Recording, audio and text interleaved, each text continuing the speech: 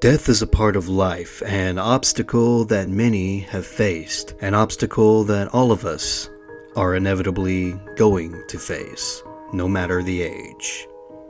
Some deaths happen naturally and even unexpectedly, but there are some occurrences when people have unfortunately lost their lives by the hands of those eager to extinguish them. Those that take lives themselves are commonly punished for their crimes, but in a rare turn of events, some have swept their wrongdoings under the rug and have blended into crowds, undetected. But what's almost rarer than that is when these same criminals succumb to their guilt in their final moments, giving an unsolved murder case a much-needed lead, or better yet, an answer. These are 5 examples of crimes committed by the very same people who would admit to them just before leaving this world.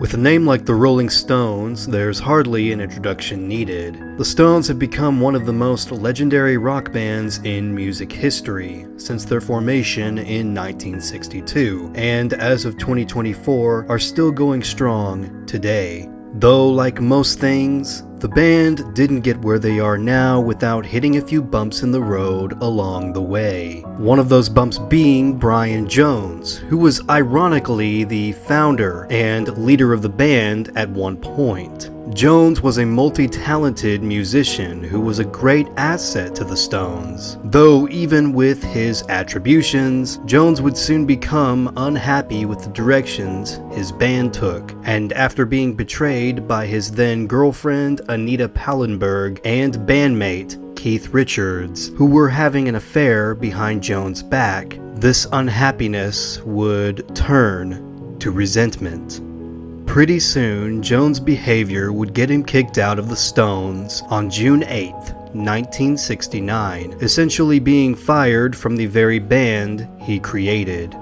But we're not going to talk about Brian's musical journey. We're here to speak of what happened less than a month after he was let go of the Rolling Stones. At around midnight of July 3rd, 1969, Jones would be discovered at the bottom of his swimming pool at Cotchford Farm, East Sussex, where he lived. Jones passed at the age of 27, being one of the first rock musicians to have their lives taken at this age, preceding Jimi Hendrix, Janis Joplin, Jim Morrison, and Kurt Cobain. The cause of death was clarified as an accidental drowning, with his heart and liver enlarged due to substance abuse. The case was closed long ago, but people weren't satisfied with how authorities treated Jones' passing. Some thought, and still believe to this day, that he had been murdered. And judging by one account, it's possible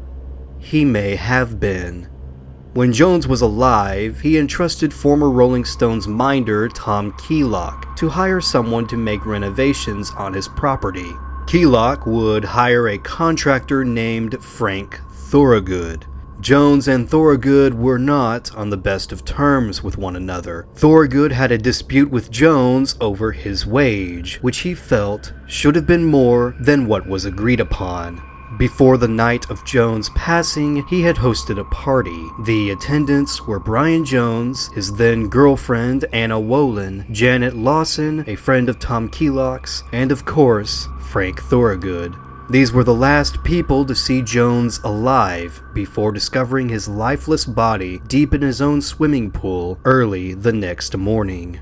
Fast forward to 1993, Frank Thorogood, a private individual whose exact time and cause of death is unknown, was dying on his deathbed. Within his presence was his previous employer, Tom Keylock. According to Keylock, these were Thorogood's final words to him, quote, "It was me that did Brian. I just finally snapped."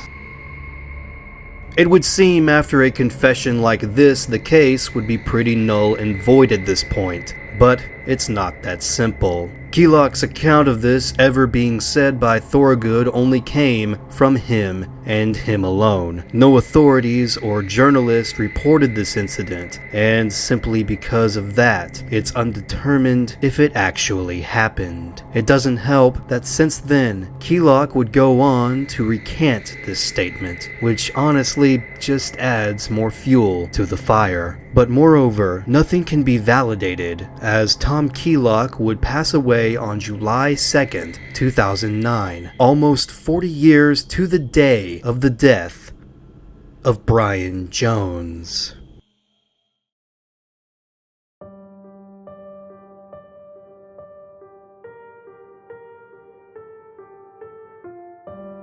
The beginning of the year 1867 was a dark time for a certain family under the surname Kette. In Dayton, Ohio, the body of Christine, the young 18-year-old daughter and sister of the family, was found by her brother in her parents' home, bludgeoned and lying in a pool of her own blood. Pieces of her skull and brains were discovered in the basement of the abode while her cadaver lay across the cellar staircase. Christine's brother informed police and doctors of the horrific scene, which enticed an audience of neighbors to surround the house in worried anticipation.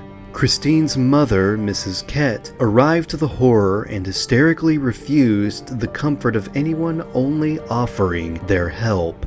After police examined the body, they found gunpowder smeared on Christine's cheeks, as well as a pistol alongside her, which belonged to her brother. The young man was then arrested under suspicion of her murder, as well as Mrs. Kette, Christine's boyfriend, and a local man seen in the neighborhood around the time of the girl's death. All were released after questioning, as each suspect had a legitimate alibi. The case grew in mystery as evidence of the pistol being fired proved negative, and no bullet wound was found anywhere on Christine's body to begin with.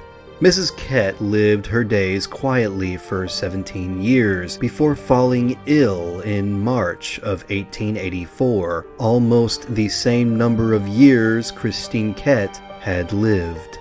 Mrs. Kette, dying of inflammatory bowel disease, called out to her son to release crucial information to him before she passed.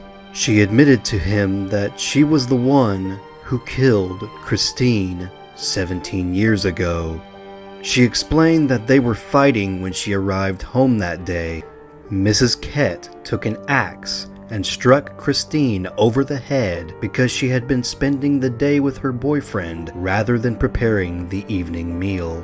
Realizing her mistake, Mrs. Kette tried covering her tracks by placing her son's pistol beside Christine and smearing gunpowder on her face to confuse police. She then abandoned the home where the body lay and returned hours later to give herself an alibi. Mrs. Kette made her son promise he would never reveal this secret to another soul until he himself was on his deathbed. However, his guilt outweighed his mother's, and he told police and the newspaper company of this long-awaited confession. It was no surprise once word was out about who Christine's murder was. In fact, the town suspected it was her from the start. The paper described Mrs. Kette as having not the, quote, gentleness peculiar to her sex. As exaggerated as this may sound, it holds a bit of truth that the locals claimed. Not only did she kill her own daughter, but she never shed a single tear for her during her funeral.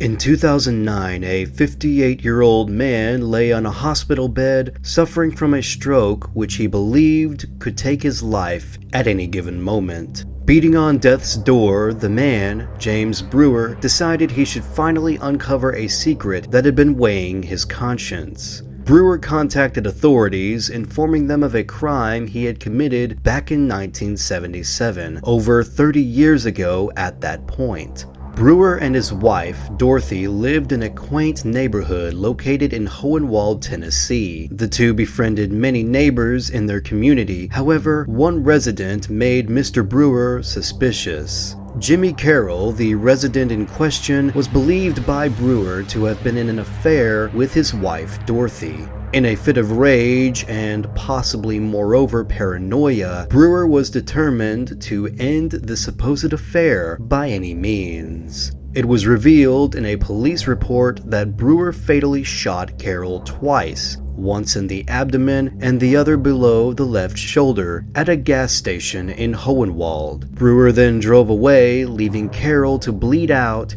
and pass on. Brewer was arrested under suspicion of this crime. However, he managed to jump bail and disappear with his wife. The two briefly lived in Nashville before moving to Texas, where they changed their names to Mike and Dorothy Anderson. They went so far as to change their social security numbers, a simpler task to accomplish in the 1970s. It was then the newly identified couple decided to move to Oklahoma to make Shawnee their home, having never spoken to family or friends since. Years later, Brewer suffered from 2 strokes in 2009, the second one possibly being motivation enough to come clean to authorities about the murder he had committed 3 decades prior. It's been speculated that Brewer wanted to cleanse his soul before going to the great beyond. But in any case, he was soon to feel at ease about his plaguing guilt which loomed above him for 32 years. That was until the day he recovered from his ailments and was afterwards forced to surrender to Tennessee law enforcement.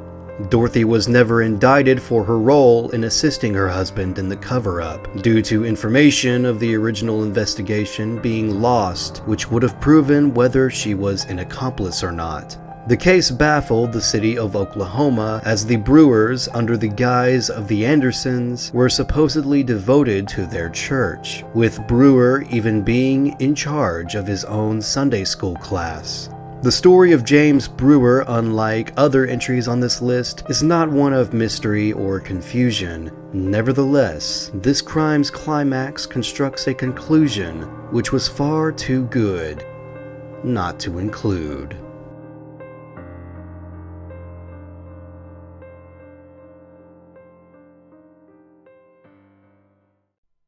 Marriage is a sacred thing, the unifying of 2 souls in devotion to the love they have for one another has been a staple in life since its beginning. However, some marriages have proven to be mistaken for love, as many examples through the years tell of personalities failing to affix together. The story of John and Geraldine Kelly is no different. John and Geraldine Kelly grew up in Somerville, Massachusetts, where the then young couple got married and gave birth to 2 children, a daughter, Sherry Ann, and a son, John Kelly Jr. John was known to be an ill-tempered man and often reverted to violence, a violence amplified by his alcoholism, which he fell into habitually. This behavior would constantly get him in trouble. In one instance, a fight at a family member's wedding broke out, involving him, his brother-in-law, and 2 other men. The brawl resulted in the death of John's brother-in-law. Complications brewed between John and his family over this, and pretty soon, the law would make its way between them. Fearing his indictment, John decided to move away with his family to Ventura, California. It was here John and his wife Geraldine found employment at the Victoria Motel neighboring Highway 101. Geraldine worked into the management of the motel while John was a maintenance worker in the same building. In 1989, the couple's children, Sherry Ann and John Jr., 19 and 18 respectively at the time, moved out and soon became estranged from their parents due to their constant arguing and John's explosive tendencies in general. In early 1992, John Kelly seemed to have disappeared without a trace or warning. When the owners of the motel questioned Geraldine about her husband's sudden disappearance, she told them that John had died in a traffic accident while the couple were on vacation. She told her daughter and son a similar story, though not one in correlation to her last answer. No one questioned a thing regarding her explanation despite there being no body to speak of and no funeral scheduled. Geraldine continued managing the motel for 6 years before moving back to Somerville in 1998. In 2004, Geraldine, diagnosed with breast cancer, was soon to pass away. As she lay on her bed dying, her estranged daughter, now 36, visited her in her final moments. It was then Geraldine unfolded a long-awaited truth. She told her daughter that John Kelly had not been killed in an accident as she had led everyone to believe. It turned out the reason for John's sudden disappearance was because Geraldine had killed him in California because she grew intolerant of the way he treated her in their marriage. That, in and of itself, was not so shocking, though it's what she would say afterwards that was the big secret. Instead of leaving his body, Geraldine kept John's corpse sealed in a freezer, which she left there for 13 years. During this span, while Geraldine moved back to Boston, she sealed the freezer with duct tape and had it shipped to her with her other belongings. The movers had not a clue that they had transported a dead body while helping Geraldine move back to Massachusetts. After Geraldine's death, Sherry Ann contacted the authorities, who would soon find the mummified remains of John Kelly's body in an unplugged freezer in a Somerville storage building, just as Geraldine had said. Autopsy reports stated that John had been shot in the back of the head by a .38 caliber handgun. The bullet of the gun was still lodged in his skull.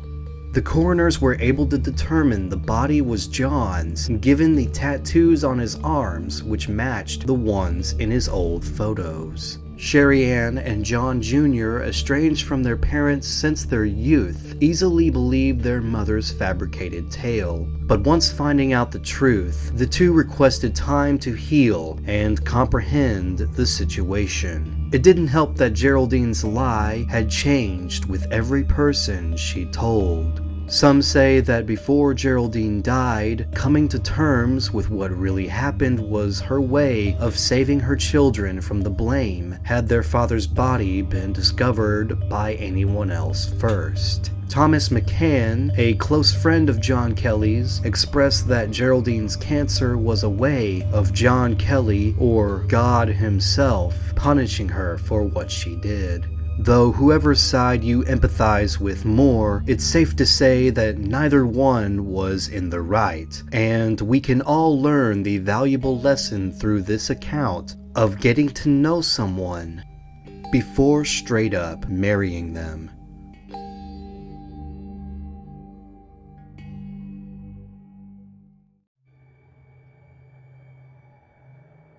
In a case that breeds more questions than answers, a tragic yet mysterious death came to a woman of Bradford, London. In the fall of 1946, on the evening of November 10th, Margaret Cook would only live to be 26 years of age. Cook was shot in the heart on Carnaby Street outside of the Blue Lagoon nightclub, where she had performed as an exotic dancer. The culprit was described by witnesses to be a man about 5 feet tall with a dark complexion, estimated to be aged 25 to 30, wearing a Burberry raincoat and a pork pie hat.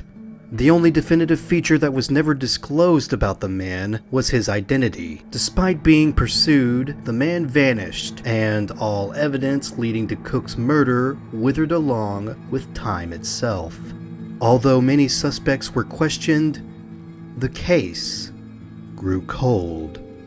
Fast forward almost 7 decades later, in 2015, There is an account of an elderly man living in a nursing home in Ontario, Canada. The man of 91 wished to clear his conscience after being diagnosed with cancer. When authorities arrived at the man's bed, he confessed to the murder of a woman in the 1940s, whose name he had difficulty recalling. The man informed the Canadian police further in the weapon he used to end his victim's life, that of a Russian pistol used in the Second World War. When interviewing the old man, detectives let him peruse through a series of photographs showing young women from the 1940s who had been murdered mysteriously at young ages. When examining them, the man found one that particularly caught his glance. He took the photo, uncomfortably admitting that the woman in the image was in fact the same one whose life he took. The woman in the picture was none other than Margaret Cook. This was quite the breakthrough that put a long-awaited mystery to bed, especially since in British history, this case had been the longest lapse between an unsolved murder and the confession following it. Or was it? It is hard to say if this update is valid, as the old man's identity has never been divulged. The UK supposedly tried to get the man extradited for trial, but unfortunately, Canada never responded to this request. And it's believed they weren't interested in helping out with the extradition due to the man's age. Despite this, records claimed he was mentally stable to stand trial.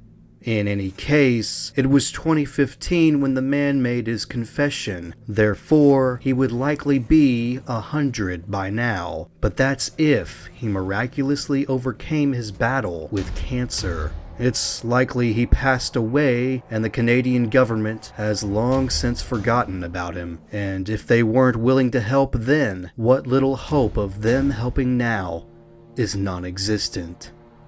It seems this case was simply determined to stay cold. Margaret Cook was a woman who went to great lengths to obscure her private life from those outside her immediate circle of friends, whom of which nicknamed her Sealed Lips. The only document of her that exists is the one documenting her death. Which brings us to her killer, an individual who is more, if not equally as, mysterious, fleeing the scene of the crime with witnesses' fuzzy memories being the only thing giving us any clue as to what he may have looked like.